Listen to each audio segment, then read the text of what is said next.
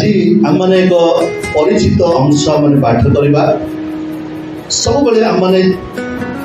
जिते बड़े कौन सी गोटाए लोक को कौन सी गोटे सभारे हो समिति हो मंडली हो गाँव हो से कौन सी जगार जदि कहीं जदि सभा समग्र जदि ठिया कर समाज जदि कहीं जदि करते ताहले से लोग कौन कहते सी आज्ञा कौन करते सी आज्ञा बहुत खुशी हमें नहीं बहुत आनंदित हमें जदि आप ऑफिस क्या ऑफिसर मान मध्य कौन गोटे ऑफिसर को ठिया कर कहे कि गोटे अवार्ड देवे ताहले से कौन ही जाती से कौन बोलती बहुत खुशी बोलती बहुत गर्व करती से बहुत गर्व करती खेलकूद में कौन सी पिला को गोटे शाबाशी अवार्ड जब दि जाए ताहले पिला माने कौन बोलती खेलकूद में आहरी जीवन देकी से कौन करती खेलवाई से आसती आहरी कुदा मारिक से आगे खेलवाई आस जो लोग जब बजाऊँगी बजेवा लोक को जब कई गोटे लोग जब कि आउ कौन किसी जब कहीदे हाँ ताले कौन हम ताकू कौन आसो आहरी अधिक से आनंद भरी आम तो सब एपरी साबासी पाइबा चाहते ना किए चाहते ना कि कितने जन चाहते ना कि मत किए भी साबासी न कहते भल प्रार्थना कर भल बाइबल पढ़ पाने जो बाइबल पढ़ती जदि कौन सी गोटे लोक टीचर जब कह साबास एमती बाइबल पढ़ा दरकार जदि कहते ताहले पिला कौन हो बहुत खुशी होता है ना जदि कौन से स्कूल जब पिला जब भल पाठ पढ़ुची टीचर जब तार प्रशंसा करती पिला बहुत उत्साह तो आम जागतिक भाव में सब शुणा निमंते आम सब प्रस्तुत था किंतु आम यही विषय शुणा हेले आम से काम भी करवा आवश्यक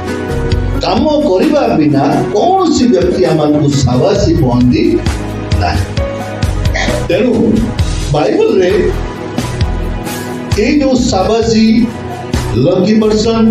तापरे आउ कौन कहते you are the best well done ये जो शब्द गुड़िक जो रही बाइबल रे ताकू ओडिया रे ताकू धन्य बोली कहा जाए कौन कहा जाए धन्य बोली कहा जाए इंग्लिश में कौन कहा जाए ब्लेसेड आम गीत संहिता 1 अध्याय फर्स्ट आरंभ होती कौन ना कौन आरंभ होती ओडिया लिखा अच्छी तो शेष अच्छी ओडियाटा कौन ना शेष अच्छी धन्य बोली किंतु इंग्लिश लिखा अच्छी कौन ब्लेसेड इज द मैन नहीं इंग्लिश में लिखा अच्छी ब्लेसेड प्रथम ही आरंभ होची ब्लेसेड प्रकृत अर्थ जदि आम जब देखू ताहले यार अर्थ कौन ब्लेसेड होची बाइबल अनुसार परमेश्वर जार सपक्ष था परमेश्वर कौन करती जार सपक्ष था सी व्यक्ति हूँ कौन अटे सी इज द ब्लेसेड से होती आशीर्वाद पात्र से द्वितीय बड़ा पुस्तक 33 पर्व आउ 29 पद 29 पद हे इस्राएल तुम्हें धन्य अट तुम तुल्य किए अछि तुम माने सदाप्रभुଙ୍କ द्वारा उद्धार प्राप्त लोक हे इस्राएल तुम्हें कौन अट तुम्हें धन्य अट तुम्हें कौन अट तुम्हें धन्य अट कहीं ना जेहेतु परमेश्वर तुम कौन अटंती से सपक्षवादी अटंती आज अनेक समय आम धन्य कथा कहले आम मैंने सब आशीर्वाद पात्र कहले आम क्या बुझू जहाँ पाखे हाँ यहाँ हूँ गोटे पार्ट यहाँ क्या आम बुझू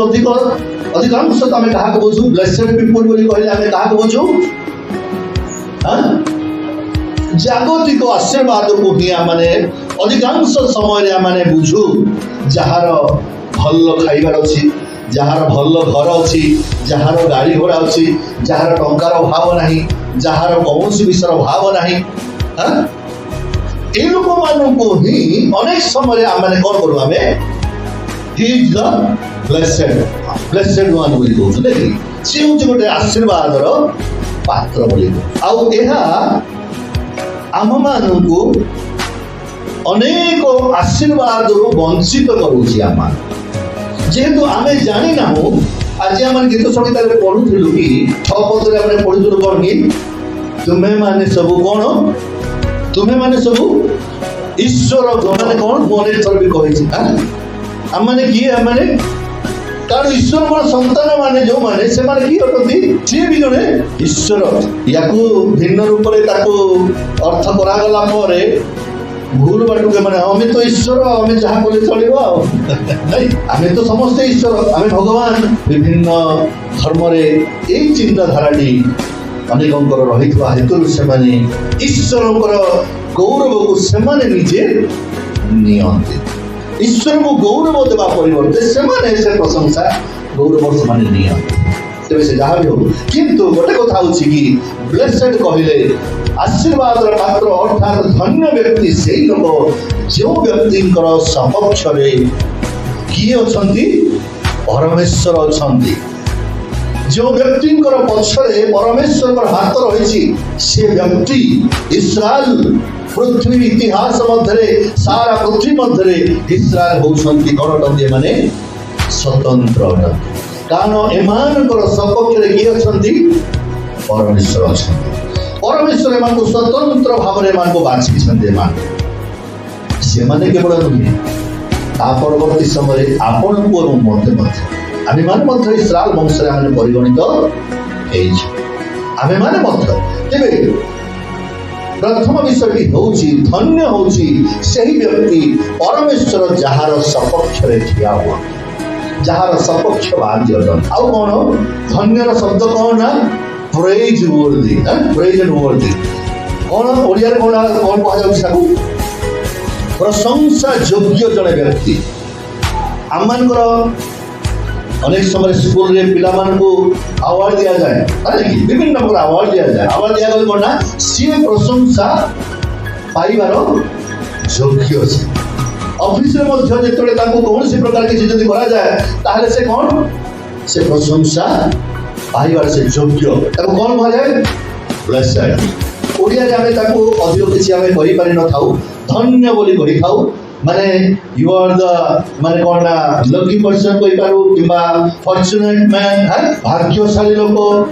ତ କେତୋଟି ଶବ୍ଦ ଅଛି ଯୋଉଟା କି ଆମମାନଙ୍କର ଧନ୍ୟର ଶବ୍ଦ ହେଉଛି ଯୋଉଟା କି ପରମେଶ୍ୱର ଯିଏକି ଆମମାନଙ୍କର ସପକ୍ଷରେ ଯାହା ଠିଆ ହୁଅନ୍ତି ଏବଂ ଆଉ ଗୋଟେ କଥା କଣ ନା ପ୍ରେଜ୍ ଆଣ୍ଡ ୱର୍ଦି ଆଉ ତାପରେ କଣ ନା ସୁଖୀ ବ୍ୟକ୍ତି ସୁଖୀ ହ୍ୟାପି ପର୍ସନ ସୁଖୀ ଲୋକ ସେ ଲୋକ ସୁଖୀ ବୋଲିକି ବାଇବଲରେ ଲେଖା ହେଉଛି ଗୀତ ସଂହିତା 128 ପଦରେ ଲେଖା 128ର 2 ପଦରେ ଲେଖା ହେଉଛି କଣ ନା ସେ କଣ ଲେଖା ହେଇଛି ସେ ଲୋକ ସୁଖୀ ଅଟେ କୋଉ ଲୋକ ସୁଖୀ ଯୋଉ ବ୍ୟକ୍ତି ପରିଶ୍ରମ କରେ ନା ନାଇଁ କଣ ଲେଖା ଅଛି ସେଠି କାରଣ ତୁମ୍ଭେ ଆପଣା ହସ୍ତକୃତ ପରିଶ୍ରମର ଫଳ ଭୋଜନ କରିବ ତୁମେ ସୁଖୀ ହେବ ଓ ତୁମର ମଙ୍ଗଳ ହେବ କଣ ସେଟା ଲେଖା ହେଉଛି ପ୍ରଥମରେ ଲେଖା ହେଉଛି ଏକ ପଦରେ କଣ ଲେଖା ହେଇଛି ଯେଉଁମାନେ ସଦାପ୍ରଭୁଙ୍କୁ ଭୟ କରନ୍ତି ଓ ତାହାଙ୍କର ପଥରେ ଚାଲନ୍ତି ସେମାନଙ୍କର ପ୍ରତ୍ୟେକ ଲୋକ ଧନ୍ୟ ଧନ୍ୟ ବୋଲି ଲେଖା ହେଉଛି ହେଲା ଏଇ ଜାଗାରେ ଲେଖା ହେଉଛି ଯୋଉ ଲୋକମାନେ ପ୍ରଭୁଙ୍କର ପଛରେ ଚାଲନ୍ତି ପ୍ରଭୁଙ୍କର ବାକ୍ୟ ପାଳନ କରନ୍ତି ଏଇ ଲୋକମାନେ ହଉଛନ୍ତି ଆଶୀର୍ବାଦର ପାତ୍ର ଲୋକ ସେମାନେ ହଉଛନ୍ତି ବ୍ଲେସେଡ୍ ଧନ୍ୟ ବ୍ୟକ୍ତି ସେମାନେ ଏଇଟା କାହା ସମ୍ମୁଖରେ ଏଇଟା ଜଗତ ସମ୍ମୁଖରେ ନୁହେଁ ଏହା କାହା ସମ୍ମୁଖରେ ପରମେଶ୍ୱରଙ୍କ ସମ୍ମୁଖରେ ସେ ବ୍ୟକ୍ତି ଧନ୍ୟ ଅଟେ ଜଣେ ଲୋକ ବଡ଼ ଚାକିରି କରିବା ଅନ୍ୟାନ୍ୟ ସବୁ କରିବା ଭଲ ବିଷୟ ଧନୀ ହେବା ଭଲ ବିଷୟ ବହୁତ ଉଚ୍ଚକୁ ଯିବା ବହୁତ ଭଲ କଥା କିନ୍ତୁ ସବୁଠାରୁ ଧନ୍ୟ ବ୍ୟକ୍ତି ସେଇ ଲୋକମାନେ ଯେଉଁ ଲୋକମାନଙ୍କୁ ପରମେଶ୍ୱର ପସନ୍ଦ କରନ୍ତି ଯେଉଁ ଲୋକମାନଙ୍କର ସପକ୍ଷରେ ପ୍ରଭୁ କଣ କରନ୍ତି ଠିଆ ହୁଅନ୍ତି ସେଥିପାଇଁ ମଶା କହୁଛନ୍ତି ଇସ୍ରାଏଲ ଲୋକମାନଙ୍କୁ ହେ ଇସ୍ରାଏଲ ତୁମେମାନେ କଣ ଅଟ ତୁମେ ଧନ୍ୟ ଅଟ କାହିଁକି ତୁମ ଭଳି ଈଶ୍ୱର ଆଉ କେହି ନାହାନ୍ତି ତୁମ ତୁଲ୍ୟ ଲେଖା କଣ ନା ତୁମ ତୁଲ୍ୟ ଆଉ କିଏ ଅଛି ପୃଥିବୀରେ ତୁମମାନଙ୍କ ପରି ଆଉ କିଏ ଅଛି ତୁମେ କଣ ଅଟ ତୁମେ सारा पृथ्वी मध्य तुम्हें बड़ स्वतंत्र अटते कहीं परमेश्वर तुम मान को स्वतंत्र कर स्वतंत्र भाव में बाछी परमेश्वर मनुष्य को समस्त को स्वतंत्र कर किंतु यही स्वतंत्र मनुष्य मान मध्य परमेश्वर इस्राएल लोक मान को संपूर्ण रूपे अलग कर भिन्न करते मनोनीत एमाने बछा जाइथिबा लोक अटंती अर्थात ईश्वर लोक माने जो लोक माने परमेश्वर जो माने प्रभु को मानती जो माने प्रभु को जानती जो माने प्रभु को ठारे विश्वास करती से माने होछंती स्वतंत्र लोक से